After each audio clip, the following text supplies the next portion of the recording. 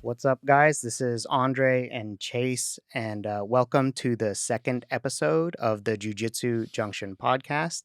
And today we're going to be talking about whose responsibility it is to protect themselves. So, well, who's supposed to protect who when it comes to finishing submissions and grappling in general? And this is a pretty nuanced topic, and it seems like it's very binary, but I think that there's actually a lot to consider. Man, so much for sure. It's your responsibility. I don't know about that one. Okay, I mean, it's mine. nuances, nuances. Yeah. So people tend to be falling into one camp or another. You have like it just depends on the type of background you're in. I know that a lot of, at least it feels like a lot of amateur like fighters, like MMA guys, people who come from other combat sports, um, they tend to have a it's your responsibility, not mine kind of Yeah, mindset. for Um, sure. at least generally speaking, I'm not. There are obviously exceptions. Here's one of them. So, well, at least I assume here's one of them. I So, work on it every day. No, it makes sense though, because they compete more, and in a competition, like I tell my kids, like you're not supposed to let go of the submission until the ref stops you. right. Too many times I've seen in competition where a guy does a submission and the Brazilian tap, and he looks at the ref, Yeah. and the ref's like, "Do you tap?" And he's like, "No, I didn't tap," and he clearly tapped, but the ref didn't see him tap. Right. So you in competition, you really tell all even kids, 7, 8 years old that start in submissions, hey, go for the submission until the ref stops you. The ref will stop you and protect you, but go to the submission. So competition driven guys, for sure. I think you get a martial artist, somebody that's their goal is a little different. Hopefully they're looking at it from the other side, right? Oh, so what do you think is the distinction between a martial artist and what you were saying? Because you're describing jujitsu, that's a martial art, right? Yeah. Well, I guess when I talk about a martial artist, I would talk about someone who is I don't want to say religion, but they're using the martial arts as a way of life. The respect and how they approach life. So they're definitely using it to become better on the inside and outside. I think most fighters, most competitors, they're trying to win. Right. They're not, they're maybe doing whatever else they're doing all day, and they're coming in to train and go compete, like, and win, whether it's for money or for medals. Right. I think that changes it extremely, just a little different vision. Now, not don't get me wrong, as a martial artist, I'm trying to win too. Right.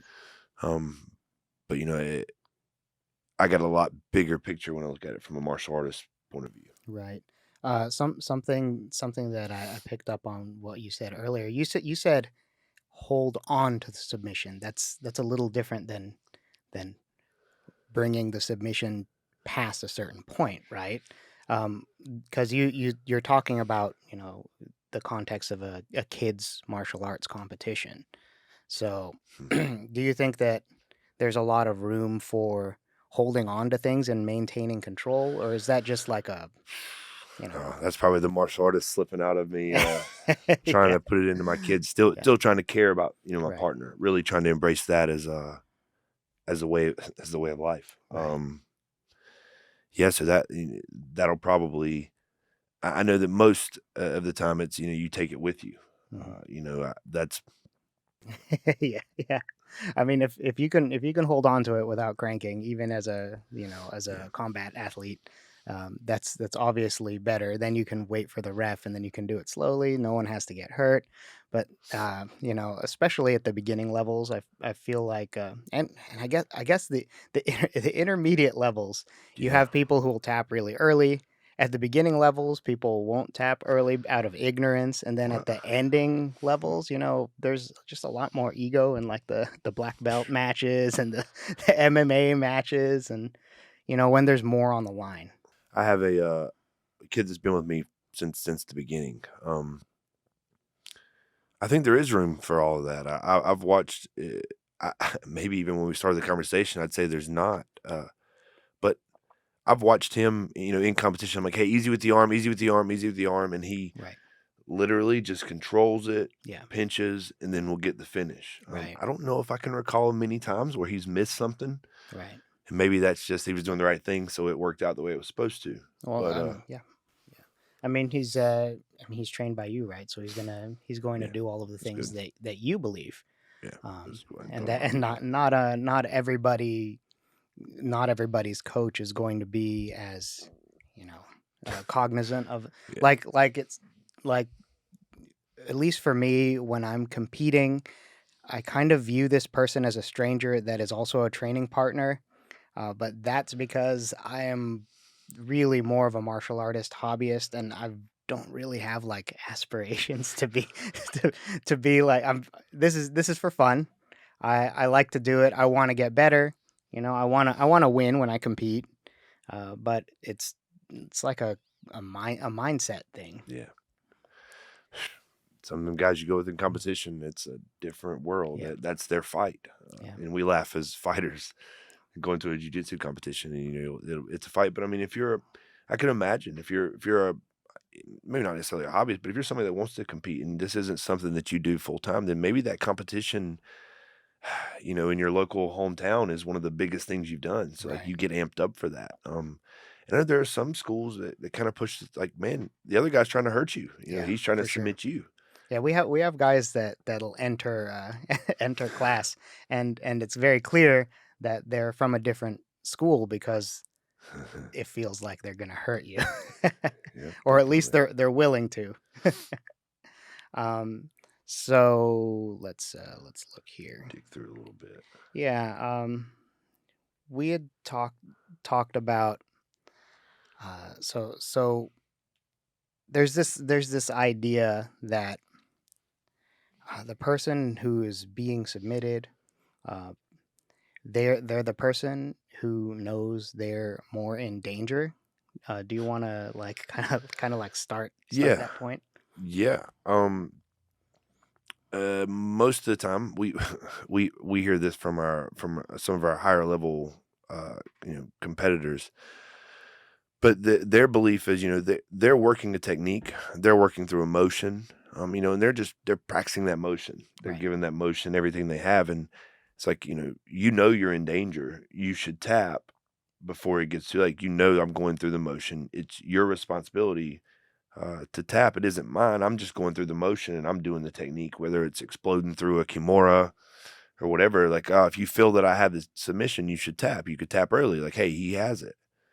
Um, Yeah, those same guys, in my experience, also want to be able to apply the submissions, and they get mad if you don't let them actually apply it. yeah. So it's Yeah, why'd you tap? Well, you were about to tear my shoulder yeah, off. yeah, exactly. I've done that in Right. competition. There's a guy who I guess regionally, um, I had the opportunity for about 4 years to compete a ton with my kids, maybe 250 plus matches. And I got regionally to go with a lot of really good there's a guy in the region who, man, when he goes for a leg anything on your legs, it feels like he's trying to rip your leg off. Right. Yeah. And he pulled and, he just went to slide under for a straight ankle lock, and I had a fight maybe 3 weeks later, and I was just competing with my kids that weekend, Right. and I tapped, and he got so mad at me, like, to the point where when we went up on the podium and I had second, like, he said something to me on the podium about it. I was like, "Listen, man, I fight, like, this isn't a fight to me. Right. I wanna protect myself. Right. I wanna be able to train, like, I wanna train tomorrow, like, Yeah. I know you're gonna take a couple days off because this was your big competition Yeah. for the Yeah. quarter, but, Yeah. like, I'm gonna train in the morning, like, I don't, Yeah. I guess it's like there's like three tiers, right? You've got like the people who are like hobbyist martial artists, like people like me that are doing it for fun. And then you've got the people in the middle that are competitors. They'll like peak for one or two events a year. They take it really seriously. And then you've got, professionals, whether they're teaching, or they're professionally fighting, or they're professionally competing. They're looking for sponsorships.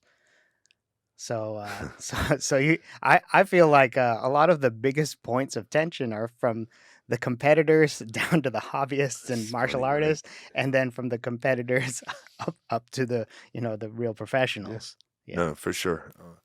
I mean, I don't really understand. I guess from a coaching standpoint, I get that. I get that. Hey, no, I'm teaching you to finish a technique. I get that. But I can't live by that one. I have to go the other route. I have to be the one Mhm. kind of caring for my partner. Uh, so that one's big for me. Yeah, for sure. So so I guess there's even more to consider when it comes to like who actually knows the danger level, the person who's being submitted here. So the danger level thing, right? The person who's being submitted should know, right? All right. So the person who knows the danger level is supposed to be the person being submitted, but that isn't always the case because God, there are a lot of places where after 5 years I don't necessarily know I'm in danger, For sure. and it's Same here. yeah, and it's really because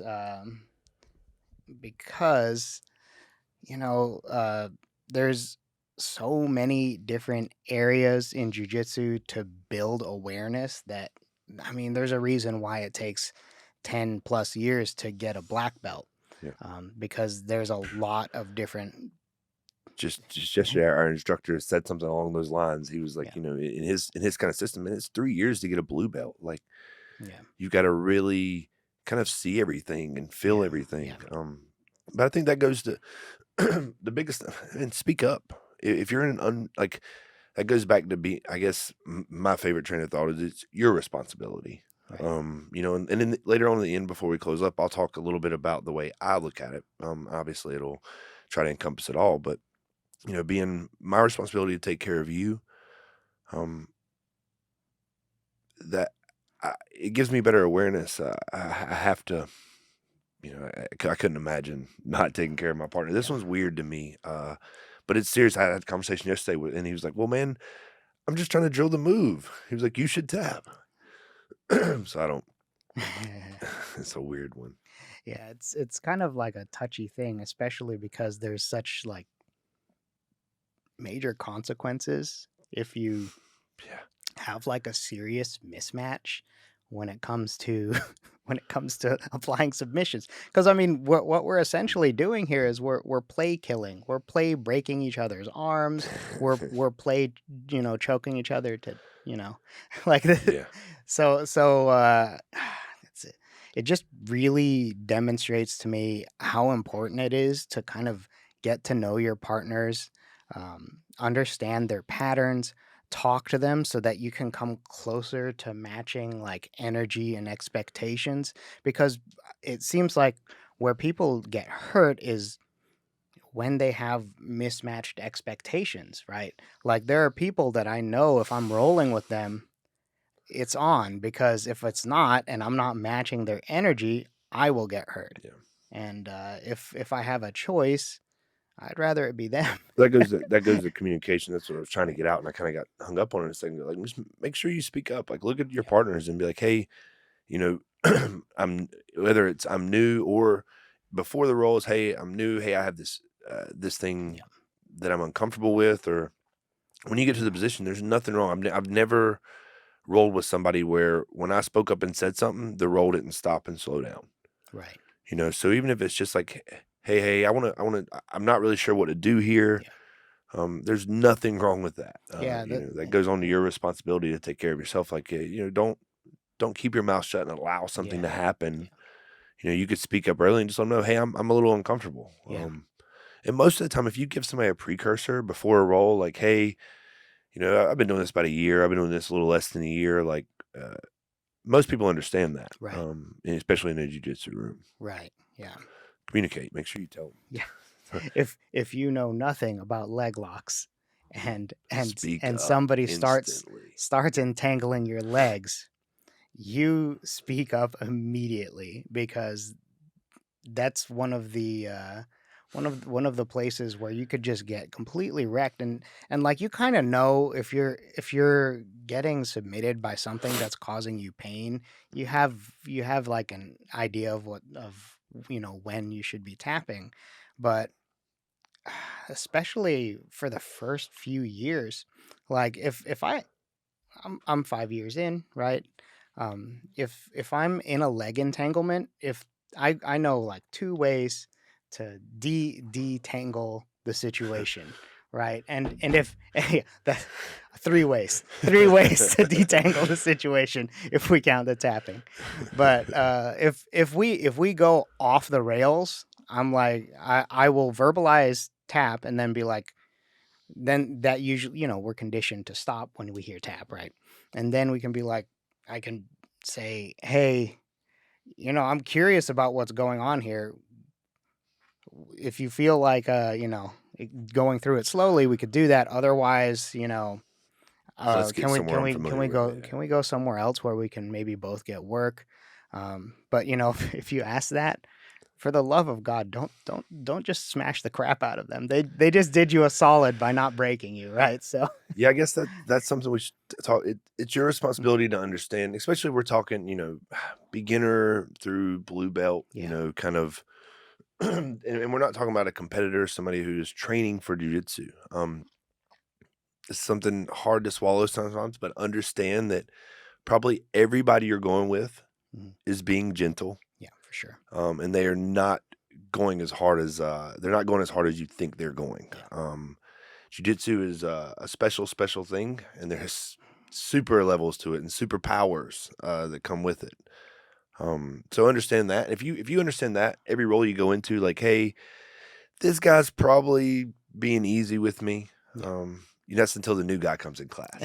When yeah. the new white belt comes in class, you'll know. God, new So new new blue belts are worse though. yeah, but I'm talking about the new guy, the guy Okay, that was where you was at 6 months ago. okay, right, Yeah, okay, you'll know sure. when that happens, Yeah, and you'll be yeah, able to turn it up, and yeah, yeah. you'll be able to have fun and try some moves. But understand jiu-jitsu, like we said, it's a long journey. For that first couple of years, you're mostly learning to protect yourself. I think Right. the most growth now, maybe 8 years, 8 years, 8 years now. I've been doing jujitsu, and 7 of us been pretty much full time doing Right. jujitsu with a instructor that 6, 7 classes a day sometimes. Right. Yep. And I think what allows me to grow the most now is the fact that I paid attention. My responsibility to protect myself from day one and how to survive in every little position, whether it was literally by saying, "Hey, stop, let me fill this out."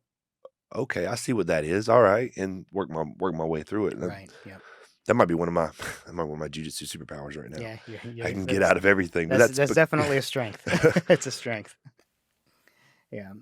So like we can even go like a step further from the we've been talking mostly about finishing submissions and that kind of thing, but there's also like a responsibility that you need to take for yourself when it comes to being as uninjurable as possible. yeah, And that means being in shape so that if you're in a compromised situation, you're not too gassed yeah. to Having general yeah, fitness to general fitness, general enough mobility to not get injured in like super poor mobility situations. Like earlier we were talking about one of our training partners in which you can't even really lock up the Americana grip or else, they get yeah, submitted.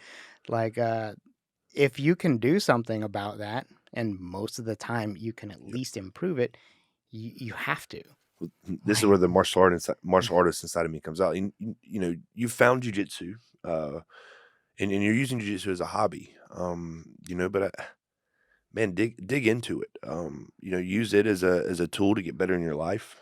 To improve other places. Like, okay, I can do a little general fitness workout on my own. yeah, I can. I need to be. If I'm not getting better, then it's getting worse. It right, never sits still. So make your with your jujitsu journey part of, okay, I'm gonna make sure I've got good general fitness. I'm gonna work on my mobility on a yeah, on a regular routine. I'm gonna improve my mobility, not just work on it. I'm gonna improve my mobility. There's a yeah, lot of stuff out there. yeah, for sure. All over YouTube, all over the internet, just courses you can take to get better at your mobility, flexibility. Hmm. You have to get better. Recovery. I think that's something that Everyone ignores this.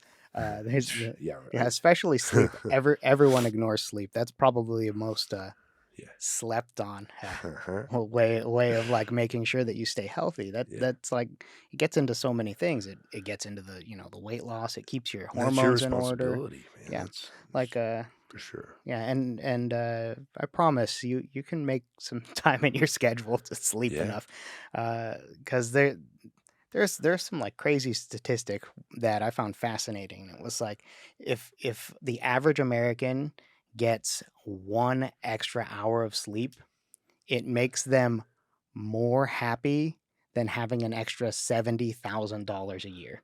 Holy cow. So so and I can understand that. Like you go from for me the magical break point is 6 hours of sleep to 7 hours of sleep is enormous for me. Like I wake up feeling like very mentally sharp, like my physical ability to recover is just so much better.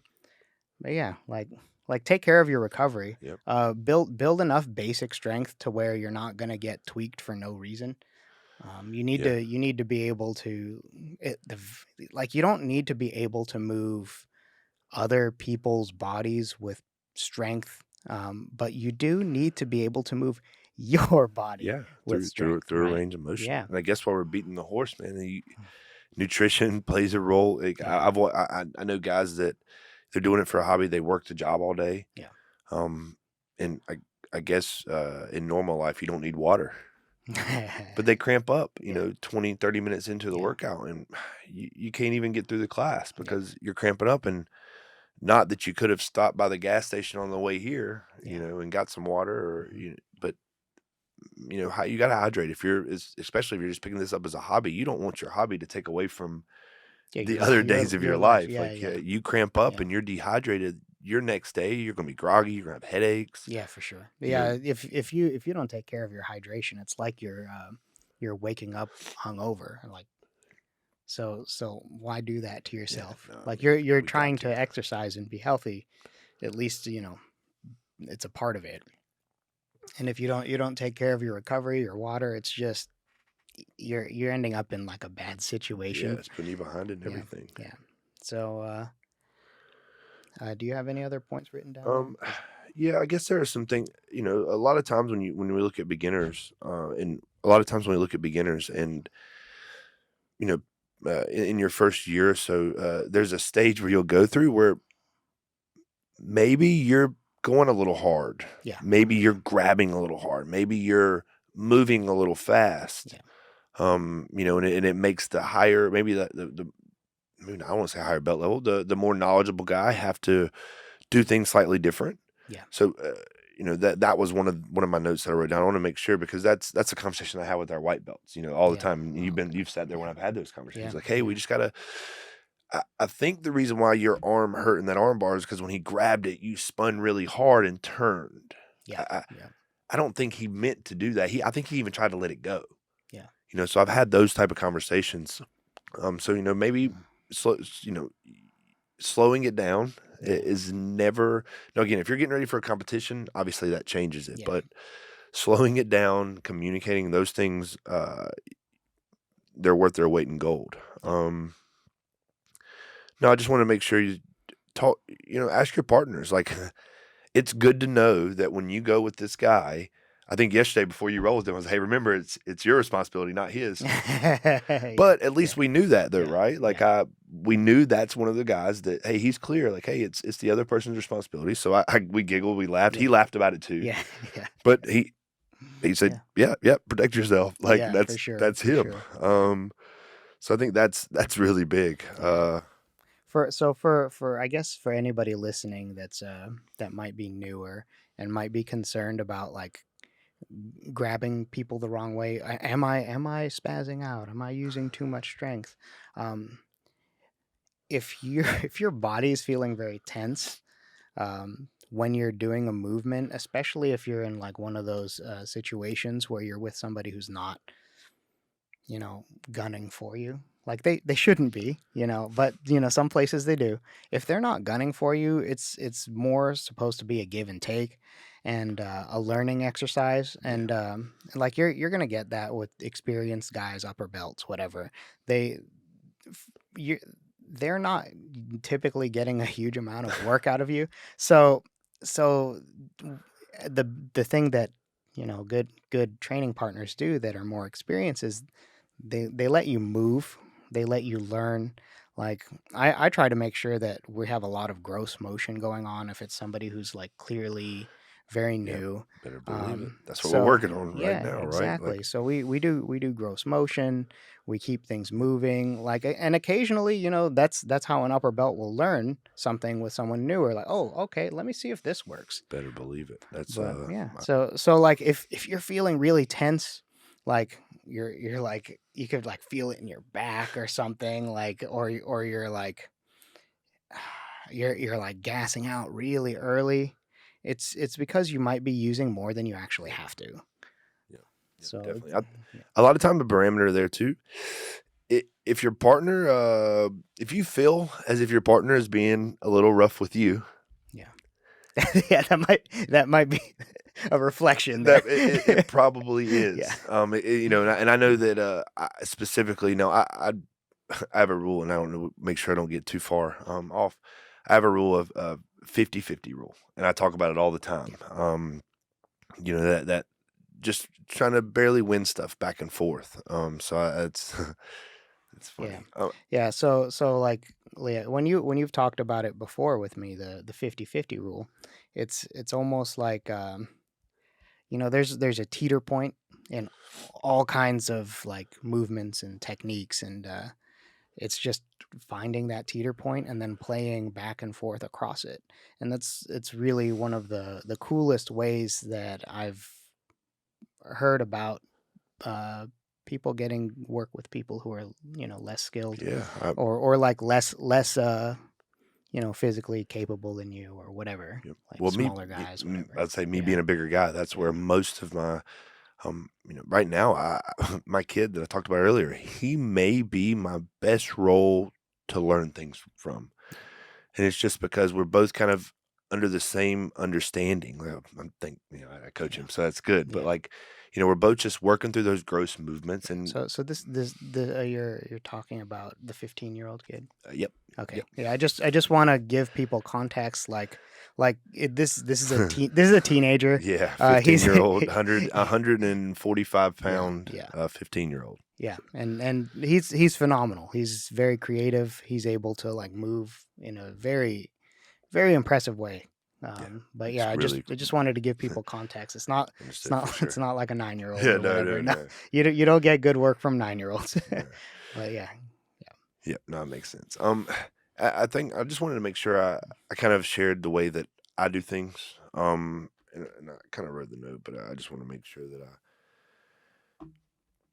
I think it's my responsibility and your responsibility, so I take that into account both ways. And if as long as I make a genuine effort, um, to protect myself and to protect my partner, usually that's reflected. yeah, Um, for the there most part, there yeah, hasn't been many times, maybe one time in my entire jujitsu career, or whatever jujitsu journey from the day I started, and I've been around fighting jujitsu gyms. One time have I ever not received the energy that I gave. right, Not one. Every single time, I try to make it my responsibility to protect me and you. hmm And one time, and I can tell you exactly how it happened. I think I may even talked about it. There was a guy. He came back in our gym the other day. He'd been gone for a long time, and I fought him early in career. fought him in I MMA, fought him right, in MMA as an right, amateur. okay, Um, his coach made it a really bad deal. It's a local just yeah, chirping. He ended up getting injured. Um, and then he came back maybe a year and a half, maybe 2 years later, way bigger, way stronger, wanted to take some of our jujitsu classes. And he pretty much tried to fight me during a jujitsu hmm class.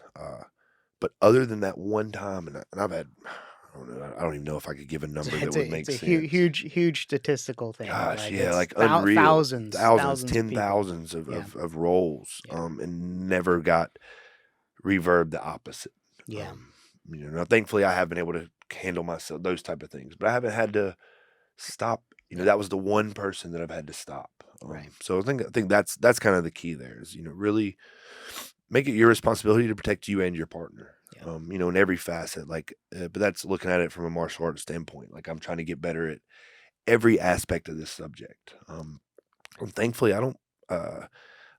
Talking to one of our blue belts right now, or sorry, he would love that I called him a blue belt. Yeah. He wishes he was He's a blue really belt. yeah.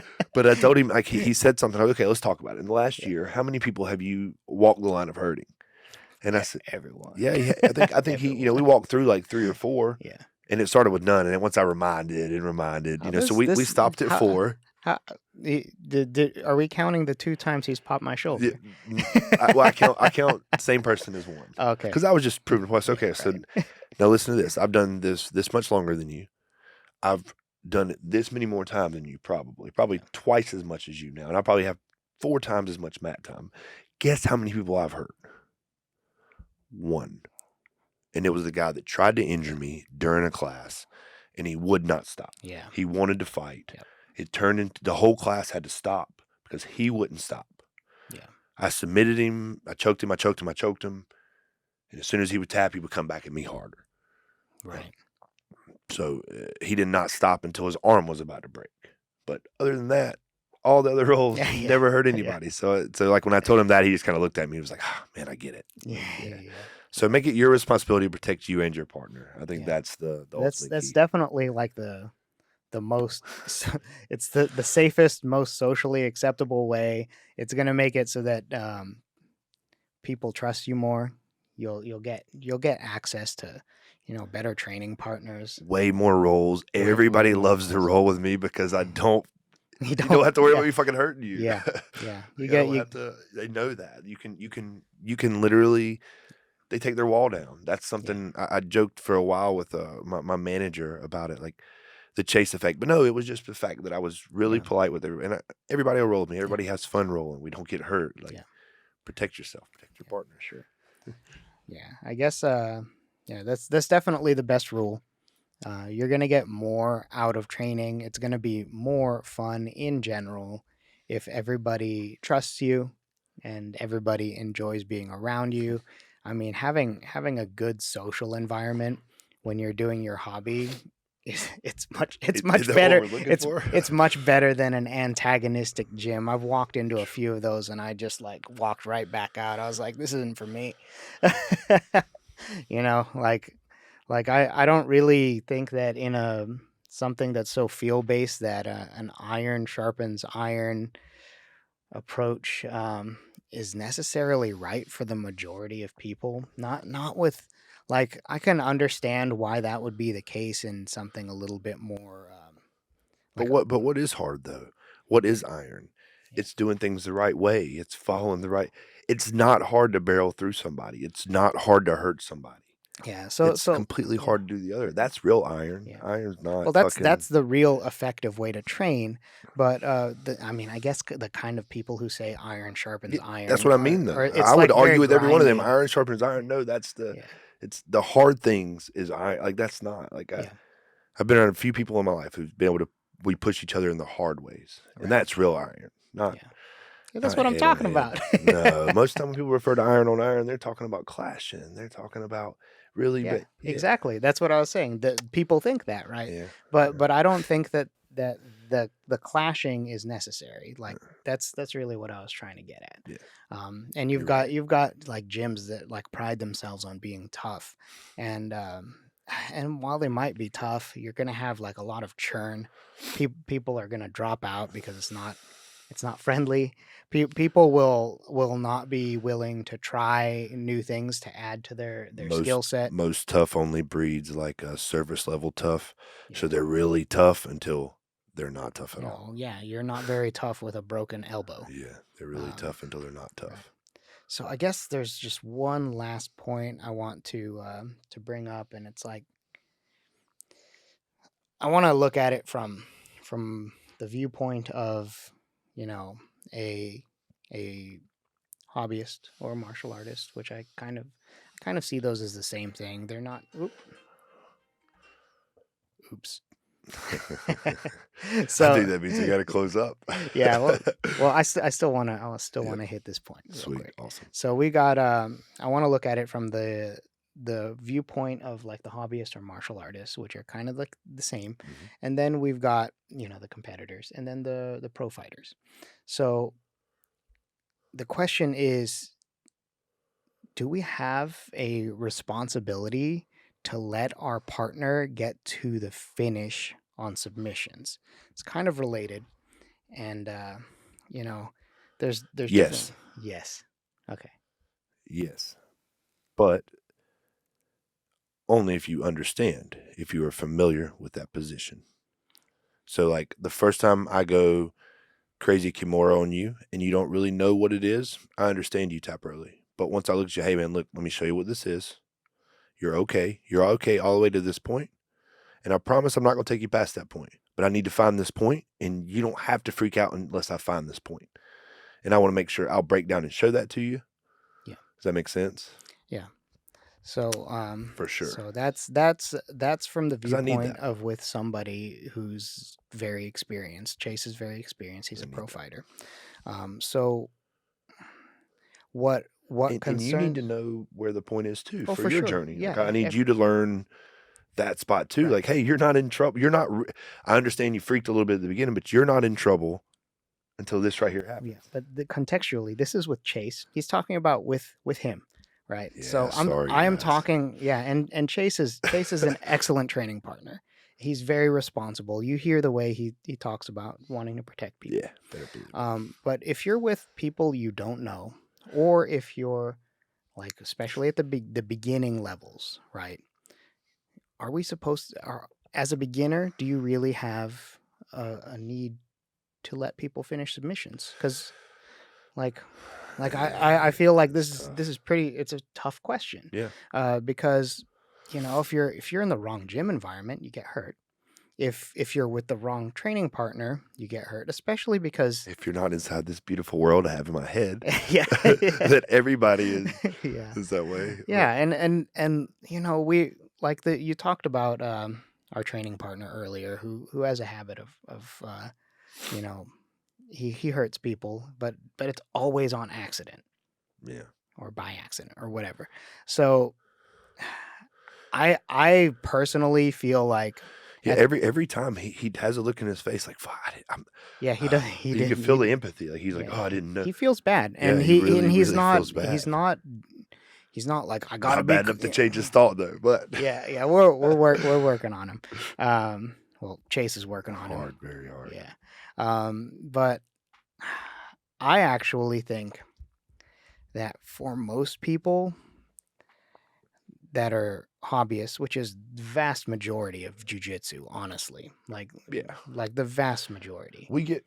they should probably You're right. like not let the submission finishes happen. At least not Yeah, with people who are like equal level beginners and I or guess whatever. I'm thinking of it from a and our gym has a very very interesting culture, and I hope that in the next couple years we'll really be able to put that out. But like you get super value, and correct me if I'm wrong, but you get super value out of having the ability to help these really good fighters, correct? Right. Oh yeah, it gives you a completely different feel. Okay, so we I have to remember when we talk about this stuff in our podcast, look at not jujitsu as our bubble.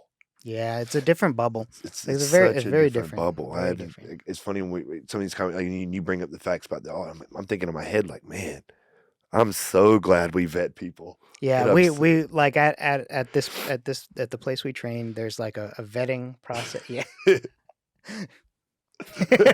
shoot. It's okay. So at the gym we train at, we have the head coach meets everybody. He like forces them to write an email, which I find personally hilarious. And everybody does it. And everyone has to do it. And I think that it's a genius filter, because like the people who are likely to be like rude and irresponsible do not want to write an It's email. awesome. It's awesome. It's But yeah, really, really. there's a multiple filtering process, and that is a freaking awesome way to filter people out. Yeah, because we really genuinely like when somebody new comes in, we're Yeah. excited Yeah. We know it's somebody else. It's what's this guy do? Or Yeah. what's this girl Yeah. do? Oh, she runs her own school, or Right. it's Yeah. crazy the type of people. So Yeah. we have a different bubble, and I got to make sure Yeah. I look at it from that Yeah. when we And talk and about I it. I would say that like most jujitsu schools are not doing incredibly well. Like they're if it's like a small jujitsu school, they can't really afford to turn away, paying Yeah, students. yeah, So they can't do this big filter on the culture. yeah. So I think that in I'm general, thankful. I'm in thankful for general, Tiff. I would say tap really early at the beginning until you know kind of Yeah, till you really know what's going on, because like everybody's got different tipping points in submissions, yeah, and like you're not going to even know a lot of submissions for I run into things I don't understand all the time still, yeah, and yeah, I'm 5 years in. yeah. I've been doing it pretty Yeah, consistently the people whole people time. make changes to everything too. Yeah. So yeah, we tap So early. like, but you'll eventually develop enough body awareness to like and awareness of your training partners to know when it's appropriate. Yeah, Now something to add to that is if you have a very trusted training partner or set of training partners, then yeah, let it happen. well, Especially in that case, ask them to yeah, help you through those. Like yeah, you for can sure. learn. Like I'm Yeah. like, hey, let me feel. Okay, tap. All right, I know where that's at Yeah, now. exactly. Right. Perfect. That's so yes, in general, don't worry about letting them finish submissions. You want to stay healthy enough to keep training for long enough to develop the the awareness to be able Yeah, to spot it from far enough away that you can let submission attempts happen and have it not cause issues for for yourself, sure. right?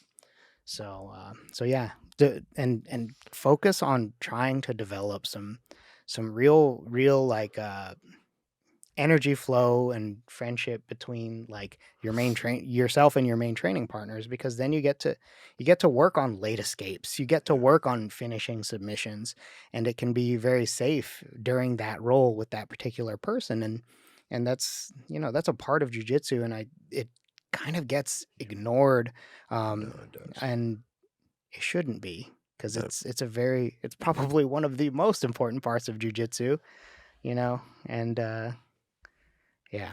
But yeah, just kind of like start out tapping really, really early. Get to know your training partners, understand who you can trust, who you can't, and then let your skill set and awareness develop to the point where you can actually yeah, play in those end game spots. yeah. That's it. So all right. So well, thank you for listening or Yeah, watching or yeah. whatever.